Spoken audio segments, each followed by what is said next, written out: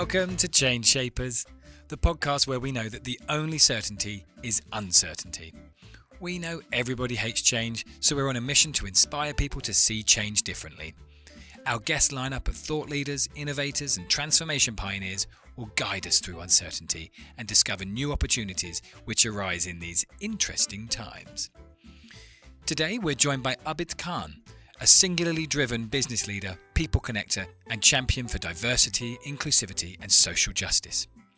There's a tendency for organisations to still be perceived as, in Abid's words, stale, pale and male. So how can we navigate the changes which come with inclusivity, empowerment and engaging diverse communities?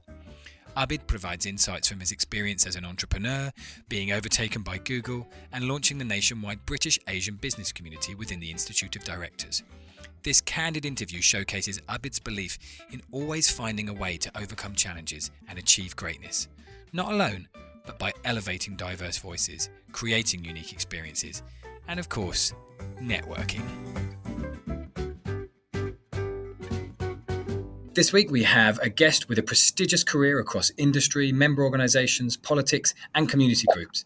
Our guest today is Chair of the Institute of Directors British Asian Business Community, President of the Equality Council UK, National Director of Pathway to Grow Business Networking Platform, Mr. Abid Khan.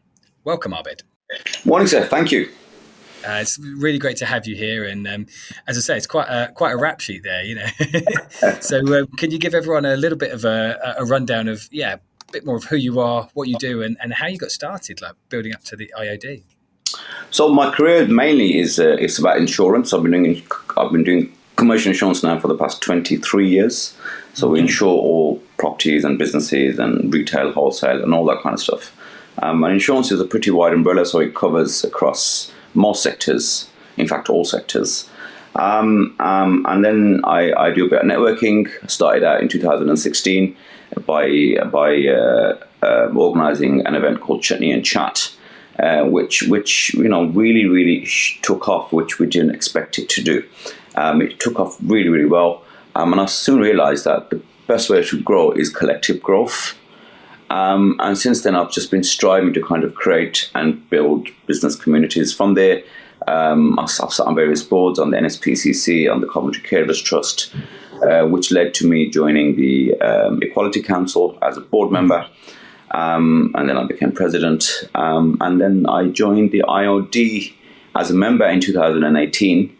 I became the first Asian board member in the West Midlands in 2020.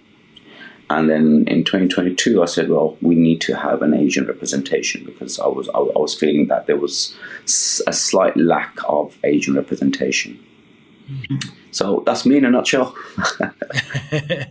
That's really interesting. I think, member organisations, they're a very varied beast.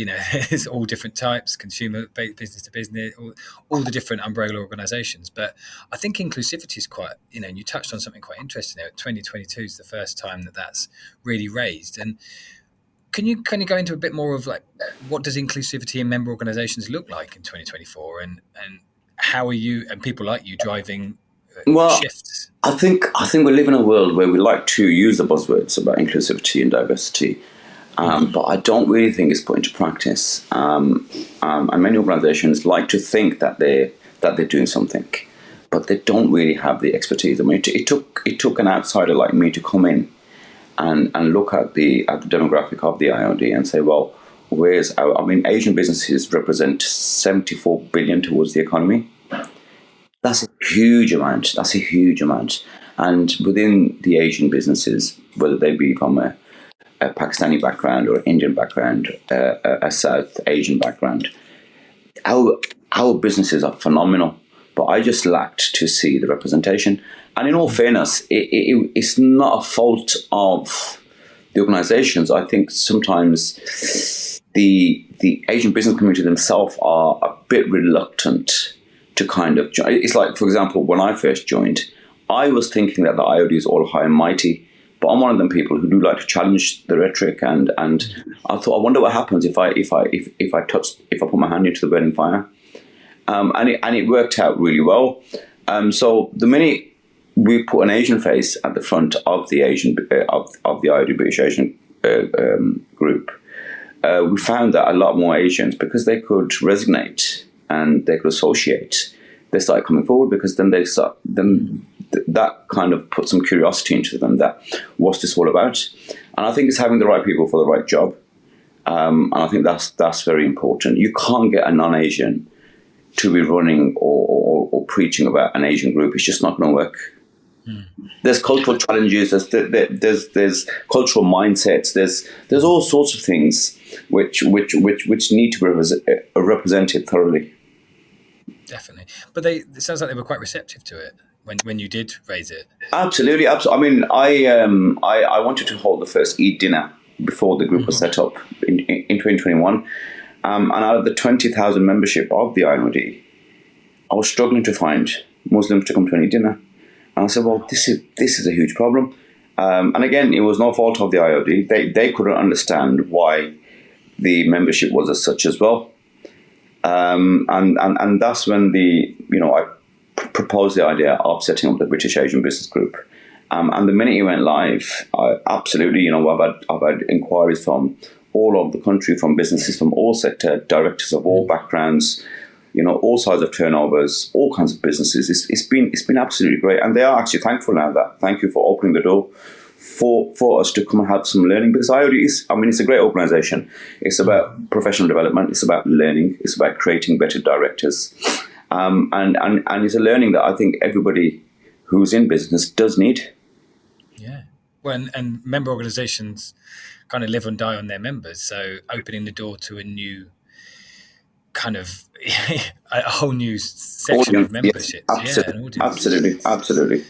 And I mean, you mentioned there about challenging the rhetoric, and what do you? I mean, we saw in the news, the Garrett Club. I know it's slightly different, but opening to women for the first time, and that's quite a high-profile case. But away from the kind of headlines and, as you say, the kind of buzzwords, how are you challenging the rhetoric of particularly, if we mention IOD, but I think it's common across member organisations? I think we're trying to be a voice of Asian businesses, and I think the challenge is from the Asians and from the non-Asians. I think the non-Asians sometimes think they're doing the right thing, have the very best intentions, but are not quite hitting the mark. And I think, as being a British Asian, and I'm a British-born Asian, I think my community, we have a challenge, or we feel intimidated by approaching organisations, because we think automatically that we'll be sidelined or we'll be left out. And I'm trying to educate both communities. I'm saying to my community that listen, let's not play victim. I think we've gone past that stage now. We need to get out of that victim mindset. Yes, I do agree there is challenges. And when they are, we shall call them out. However, strive and knock the doors. At least knock the doors, because without knocking the door, without even trying, you can't just sit back and play victim and say, "Oh, it's no point because I'm Asian." That's wrong. We are in 2024. We live in an all-inclusive world where everyone's included, and we need to be making them inroads. I think you use the term stale, pale and male, and I think it's the perception perhaps, and I think often we can kind of look at these and, as you say, the intimidation, rather than actually once you've had the conversation, once you've talked to the board, once you've talked to the other members, it opens up those opportunities.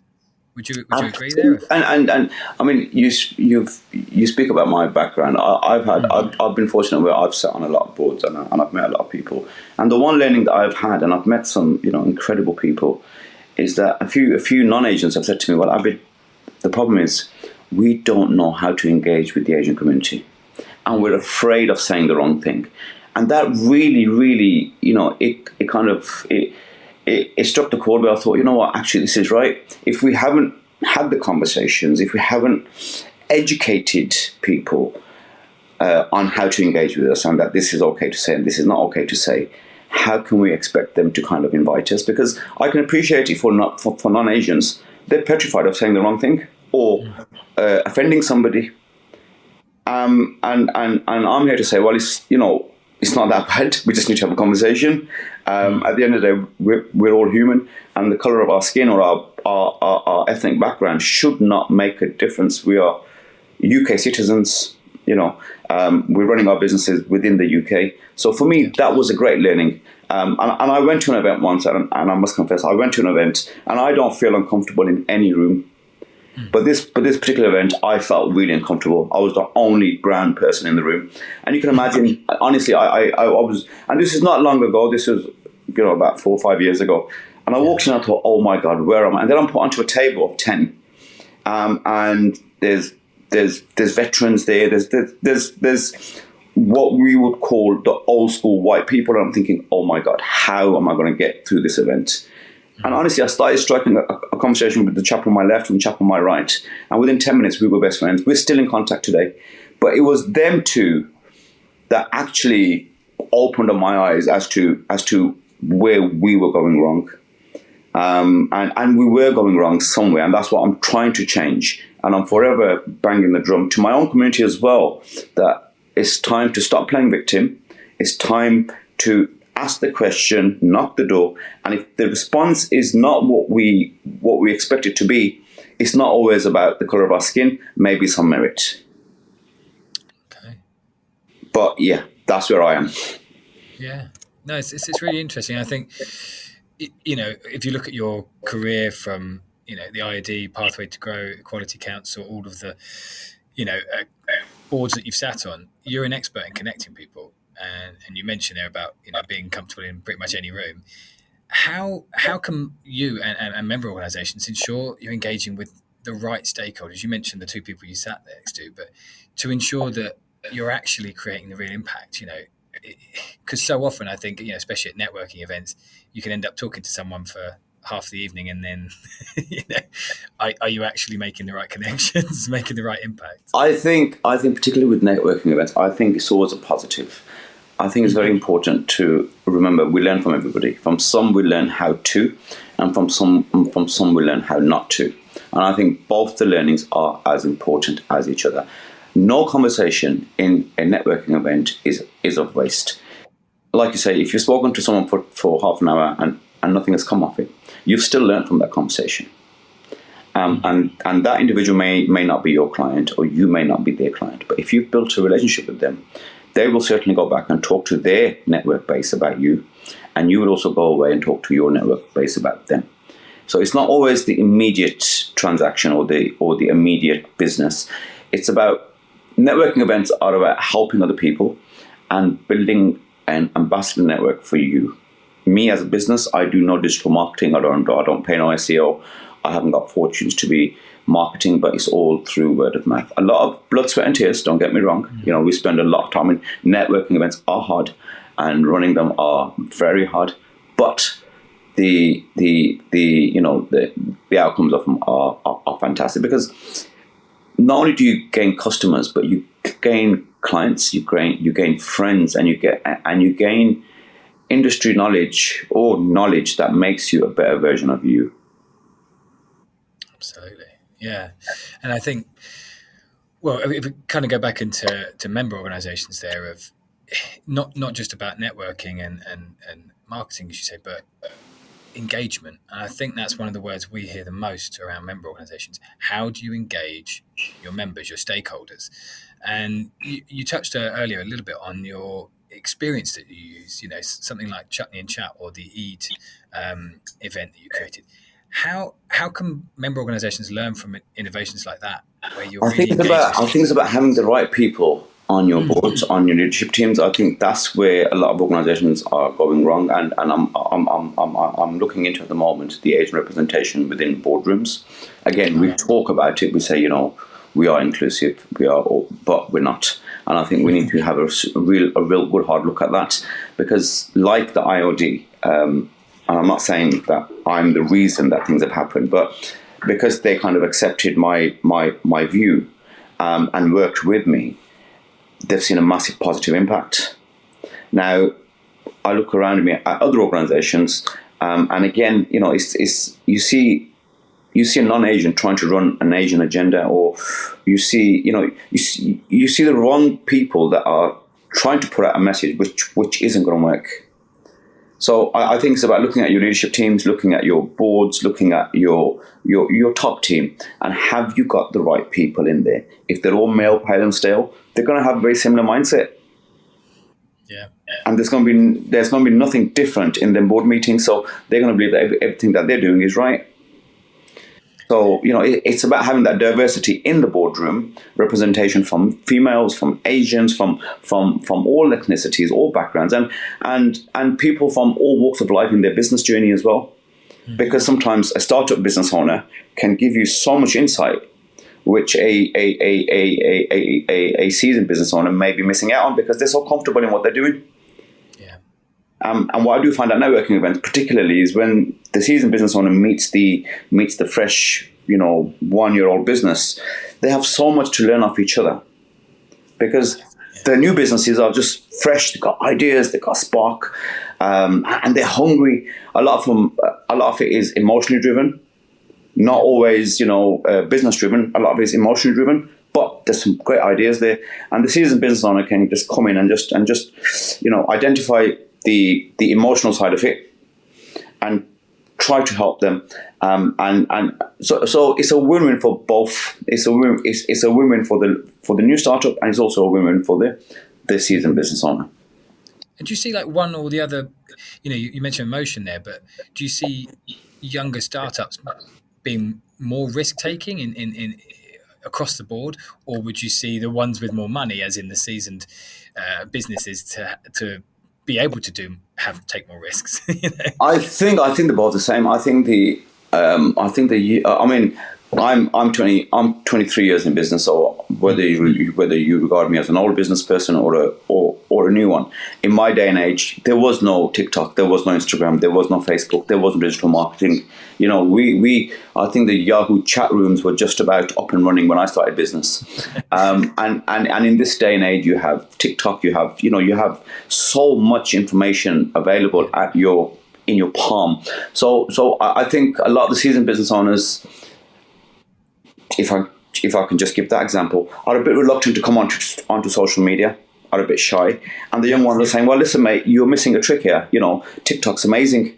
I for one, have adopted because of all the stuff I do. I love doing a good video on TikTok, but it does translate into work. It does translate into business, as well as putting out knowledge and putting out formal content. But I do find that sometimes the seasoned business owners who think that, we have a 10, 20 million turnover, we don't need to be doing this. Maybe they could look at it. And that's what I said earlier on, it's from some you learn how to, and from some you learn how not to. I think when you go to a networking event, irrespective of who you're engaging with, there's always something to take away from them. Absolutely. And I think you make a really valid point there of not just social media, but you mentioned earlier, a lot of the conversations you're having around diversity, ethics, inclusivity have only been in the last 5 years, really, in the business. The term global majority, bringing ideas and innovations from not just the same old kind of audience. It's a absolutely. Really I mean, if you look at the UK now as a demographic, look at the business contribution. Just look at generally the society. We have a huge influx of people coming in from all different nationalities. They have immense amount of talent. Why are we not recognizing them? Why are we not including them? So I think we could do a lot more in terms of making it more attractive to them, to show them that you can come and knock this door. And I think we as a community, we could be a lot more forward-coming and having the audacity to knock the doors and say, listen, can we be part of this, please, or can we please offer our insight? And I think if we'd done that, I think it'd make for a much brighter future, because then we understand the dynamics of every community, and we understand the demographics of every community, and it would work really well. Coming back to Chutney and Chat a bit, of the experience there, the having a situation where the kind of Asian audience felt more comfortable, felt more kind of at home. Did you see any tangible kind of impact off the back of that when you first launched it? Because I imagine it was a bit of a risk, first of all. It was. I mean, there's 2 points there. The first point is, as opposed to the IOD, which was male, pale, and stale, Chutney and Chat only appealed to the Asian community. And this was a massive learning for me in the first 12 months. I thought, oh my God, why am I not getting non-Asians in? So then what I done was, I don't know if you recall a networking event called 4N. There was a group many years ago run by a very good friend of mine, Brad Burton. It was called 4N. And they had about 500 chapters in the country. It was huge. But the chapters all were 10, 15 members. And they'd have morning breakfast events, afternoon events, evening events. So Brad Burton came and spoke at one of my events, because all of my Chutney events, we have, as well as the networking, we have a keynote speaker who always delivers value. I'm very particular on that the audience must take some learning away from this. It's only a 15-minute talk. However, it's from real business people who've been through the journey, who've got the Blue Peter badge, and can leave the audience with something. So Brad spoke at my event, and he identified the same problem that I was thinking about. That's only Asians. So I became a group leader for 4N, and I started running Birmingham Breakfast. So you can imagine when an Asian turned up to a white morning breakfast event with 15 white people in the room. And yeah, I did sense a bit of resistance. I won't lie to you, I did. But I'm a stubborn so-and-so.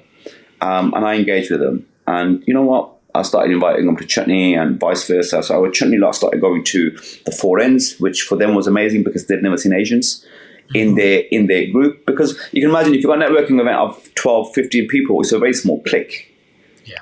It's a very small clique. So Asians started coming into the 4N. The 4N lot started coming into Chutney, and suddenly we had a room of a mixed audience. But it took me about 12 months to get to that point. And it did appeal to the only Asians. But I think now, because of all this digital marketing and all the noise we've made, I think people now know that this is an event that welcomes all. Abid doesn't see the colour of your skin. He's just interested in connecting business people. So that's the answer to that's the first part of it. And secondly, I think it's very important to, particularly for startups, to build a business community, because being a business carries a lot of ego, carries a lot of pride, and sometimes you can be in the danger of being afraid to ask someone for advice, which I've been in. I ran my business wrong for the first 10 years. I have no shame in saying that. I ran it by fluke. I ran it by my previous history. But if you were to say that, was there any of Abid's genius in running that business? There wasn't. And I learned the hard lesson when Google popped up in 2013 and started taking over the insurance industry. That's when I realized that, oh my God, I've done nothing here. I was just by fluke. And these loyal clients of mine have all transitioned and gone over onto Google. So there was no brilliance or no expertise or nothing special on my behalf. And it's after 10 years of being in business that I thought, I need to learn something because this ain't working anymore. So had I had it, and my ego was the one preventing me from going out and asking for help. Because you get into business, you buy the car, you buy the briefcase, you buy the suit, you've got the walk and talk, but you can be afraid or shy or embarrassed to ask for help. And I think that's the biggest learning that I give to people, that don't be afraid. We've all been there. And that's why I openly speak about it, because being the chair of the IOD, if I've been through them dark days, and we all have, then there's no reason why you should feel embarrassed if you are going through them days. And when you have a community, you can kind of bounce off each other and take advice from each other. I learned a lot by people who are from my sector, and also people who weren't from my sector, on how they do things that I was already doing, but I was doing them the much harder way, and they were doing them a lot easier. And also, you also learn how not to do things as well. So it's very important to have that network around you of like-minded professionals who are in business, because you kind of draw off each other. And then also, you also use each other's services as well, which again, you're kind of supporting each other. Yeah. I think that's really inspiring. We hear a lot after the pandemic of, businesses having either struggles or flat out, kind of losing entire revenue streams and stuff. So I think a lot of people have been in that position, will be in that position for all different types of reasons. And I suppose one of the things that we're quite interested in is that cross-sector community, and how I think a lot of industries can shut themselves off to just Absolutely. talking. We do get this, like, I mean, sometimes we'll get 5-6 letting agents turn up or 5-6 lawyers turn up, and you do get the odd remark that, why should I come for, because there's already 7 other letting agents there. Well, the thing is, why do people buy insurance from Abid and not from the big brokers out there? Because people buy on relationships. People buy from people they know, like, and trust. And people buy from people that they can resonate with. People buy from people that they know. I'd much rather buy from somebody that I know rather than go into Google and pick a brand. It may be a big brand, but that doesn't always mean that they're brilliant. I'd rather have a personal relationship. So that's the benefit of coming to networking events. And you can have 10 insurance brokers there. It never bothers me, because people buy from the individual. Mm-hmm. So it is down to mindset, and you do get a lot of people who are, I call them sharpshooters. They come in, they throw their cards around, they expect to get business straight away, and it doesn't work. This is about nurturing the relationship. Honestly, I know people, I've known them for the past 7, 8, 9 years, and they've started doing business with me 5 years into the relationship. Do I hold it against them? No. You know why? Because the 5 years before that, I had a good friendship with them. I helped them. They helped me. I helped them. And then one day they realized that, oh, by the way, Abid might as well look at my insurance renewal. I got it eventually, but that wasn't my goal. My goal was to meet people who I can learn from. Yeah. The money comes part of it. The business comes part of it. If you can be a trusted advisor to somebody, why won't they use your services? But it's not always about them using your services. I think too many relationships are based on that financial transaction. I think that's where networking events do help you. Continuous engagement. And then people say that, oh, I've met this person 10 times before. What's the point? Well, the thing is, every time you meet somebody, you learn something new about them, and you're nurturing that relationship. And that's very, very important, because you never know when you need to call on that person, or when that person may need to call upon you, or one of your network may need to call on that person. And again, I've learned that from experience. There's clients that I blacklisted 10 years ago, and they've come back around the weekend, and we've had a conversation, and we've started insuring them again. So I've learned the hard way, and I'm always upfront that I've made every mistake you can possibly imagine. I wasn't born with a silver spoon, but I'm just not afraid of trying again. Amazing. Yeah, I think it's really, you used the word trust there, and I think that comes up time and time again, of organizations that can build trust, whether that's around topics that we've discussed today, like diversity, sustainability, all of these types of things, or if it's just person to person. Whilst it might not be an immediate profit, and it might not translate to immediate, there's business coming in, over time, that's where you kind of get that stakeholder buy-in, you get that engagement, you get the people to kind of follow you as such. And as you say, people now follow. Growth isn't just about financial. For me, growth is about learning and bettering myself. I went to a normal school. I went to a normal college. I had no privileged background. I came from the streets, literally. Okay, and for me, from the inner roads of Birmingham, and you can imagine the kind of environment that I grew up in. So and I often say this, that if someone like me, born and raised in the areas that I was raised in, can go and rock and roll in central London, then what is stopping you? Networking events and meeting like-minded people, you can never put value on it. You can never because you're learning from everybody. From some you learn, how to conduct yourself. From some you learn better language. From some you learn better mindset. From some you learn how to think. From some you learn how not to do things. From some you get business. It's not all about the business. Honestly, it's not. If you've got all the business in the world, but you haven't got no sense of behavior or conducting yourself, then I believe that business is not good. Absolutely. I mean, there's still so much to talk on all the topics we've talked about today, but I think if we kind of put it back to member organisations, and a lot of the stuff you've been talking about, I think is really valuable to talk about member engagement, member retention, etc., and how businesses can kind of remain current and resilient. But have you got any key tips for planning and strategizing for the coming years? And do you see the future as kind of global, national, regional, or what?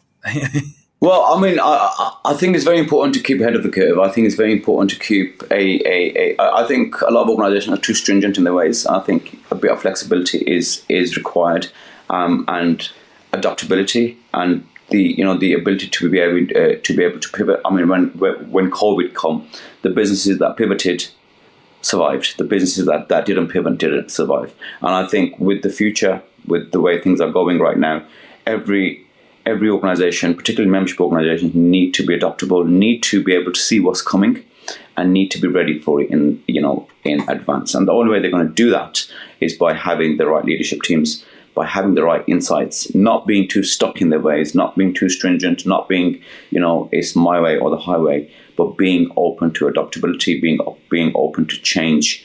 And change can be painful, change can be hard, change can be uncomfortable.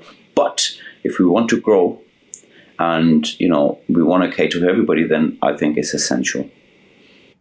So I mean, we do the major events for the Asian community. We do the Eid, we do the Diwali, we do the Baisakhi, and then we keep our ears to the ground. My leadership team is fantastic.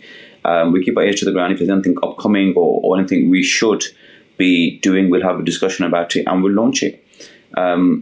If you don't try, you'll never know. Yeah, nice.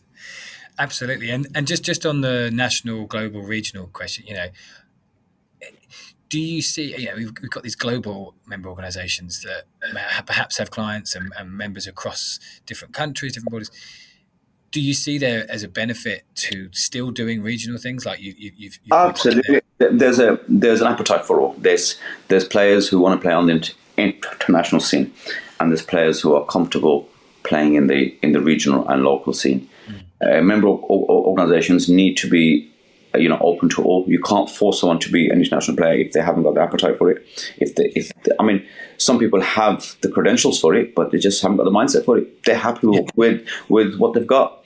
And there's some people who are just starting out and they've already got visions about doing global business, which is fantastic. So you've got to be accommodating for all. But there must be some learning in there and some education element. But you've got to be adaptable. It's not everyone's cup of tea. But should the member or should the organisation require that, then it should be available. Absolutely, Abid. It's been a really inspiring conversation. Is there anything coming up on across your wider range of things that you're working on that we want the listeners to? Well, we have if I can plug an event, we have a summer an IOD summer barbecue in Coventry on the second Wednesday of September. It's going to be a huge event. It's an annual event. We get about 200-300 members. It's an open barbecue, weather permitting. And last year it was a huge hit. I mean, we had the founder of Poundland as our speaker last year, Steve Smith. What a guy! What a story! Blew us all away. Such a inspirational story. What a lovely guy. And obviously, his fortune and his business we all know about. So we always have value-added keynote speakers. So we have an event coming up in September. And apart from that, just keep an eye out on the socials. You can find our stuff on the websites, on the social. There's always something happening. There's always an event, whether it be Midlands or London or North. There's always something happening. Absolutely, and we'll put the link to the show notes. Abid, thank you so much for taking the time today, and have a great summer. Brilliant. Thank you very much. Well, there you have it. Powerful insights into the world of business and what lies ahead. Thank you to all our Change Shapers listeners for tuning into our podcast, and to our guest today for sharing their knowledge with our community. Our episodes are designed to spark conversation and start collaborations. So if you're interested by what you heard, then please share with your colleagues or on social media and join the chat with our guest today. Change Shapers is part of the Casaris brand, and we can be found on LinkedIn. Just search for COSARIS, or on Instagram as Change Shapers Podcast. Please subscribe, rate and review Change Shapers Podcast. We can be found on Spotify, Apple Podcasts and wherever you find your favourite pods. I've been Jay Taylor. Let's turn uncertainty into opportunity together. Catch you in the next episode.